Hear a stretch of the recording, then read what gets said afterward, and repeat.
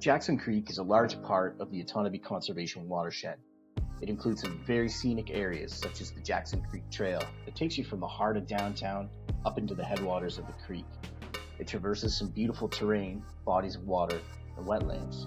It provides easy access for recreation, but also to simply step into nature. But we need to keep in mind that as with any river, there lies the very real risk of flooding.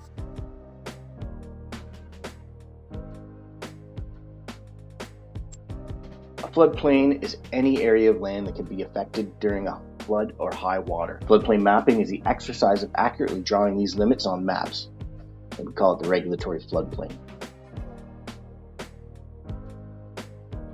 So why do floodplain mapping? As a conservation authority, understanding the risks associated with natural hazards, such as flooding, is one of our prime mandates.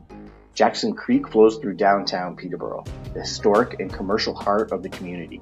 The previous mapping was over 35 years old, and a lot has changed in that time. So updating the flood mapping in the downtown was important for Otonabee conservation. Many will remember the flooding that happened in 2004. Over 500 basements flood, over $100 million worth of damage to property and infrastructure. So why do we do updates? To ensure we understand the real risk to people and property. On a floodplain map, you can see what the relationship is between your property and the floodplain. Flood mapping techniques have improved a lot over the years with technology. We use topographic information of the landscape to understand the shape of the earth, and that's collected generally with ground survey, but also with LiDAR survey from airplanes. LiDAR is a laser-based application that gives us the exact elevations of the ground around the creek. The accuracy of LiDAR is incredible. Total station and GPS equipment are used to survey underwater. When surveyors make a transect, they need to be in or near or on the water, but some areas that's almost impossible, so the LiDAR data is used instead. What we're looking for are changes in slope, so that we can make cross sections and then we connect the dots to get the overall shape of the channel and floodplains. We put these together inside of the computer, and then we can run simulated flood events to understand what would happen when a flood occurs. Otonabee Conservation regulates development in and adjacent to natural hazards like floodplains. And through that program, we look to guide informed and responsible decision making. Within the downtown area of Peterborough, much of the floodplain areas have been developed and paved, leading to rainfall flowing into the river much more quickly than under natural conditions.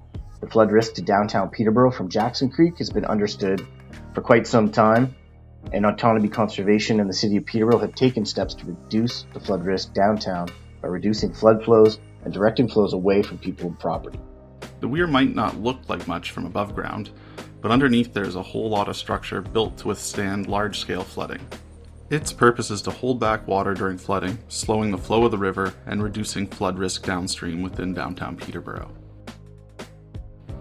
Floodplain extents could potentially be larger than what is shown on the floodplain maps during the most extreme storms. The Timmins storm was the largest recorded storm within central and northern Ontario, and is used as the regulatory flood event within Otonabee Conservation as it balances the need to protect life and property while still allowing development in lower risk areas. A lot of effort has been made to protect downtown Peterborough from another disaster, but a large storm could still overwhelm infrastructure and cause flooding, which is represented in our floodplain maps. While the infrastructure improvements have not eliminated flood risk, they have reduced the frequency and severity of flooding within Peterborough. But with climate change, the prospect of a storm larger than the regulatory storm will continue to increase. We need to keep in mind as a community, what are the impacts of a changing climate? Building new models with new technology allows us the ability to look at larger storms too, beyond the Timmins storm. Over time, watershed development has increased the proportion of rainfall that runs off the landscape into the rivers. Climate change is projected to increase that amount of rainfall. More intense storms can put key areas or infrastructure at risk, and we want to understand what these risks are. Once flood risks are clearly understood, both government agencies and property owners are better equipped to take proactive measures. Examples could be to continue to explore opportunities to enhance infrastructure, strengthening resilience to flooding, and reducing that risk. Use the mapping. If you are in a floodplain, you will want to understand that risk, and that can help you prepare. Another part of what we do is flood forecasting and warning. If you hear us say that flooding could happen, prepare for it. Have a plan. Protect yourself. Protect your property. Learn more at OtonabeeConservation.com.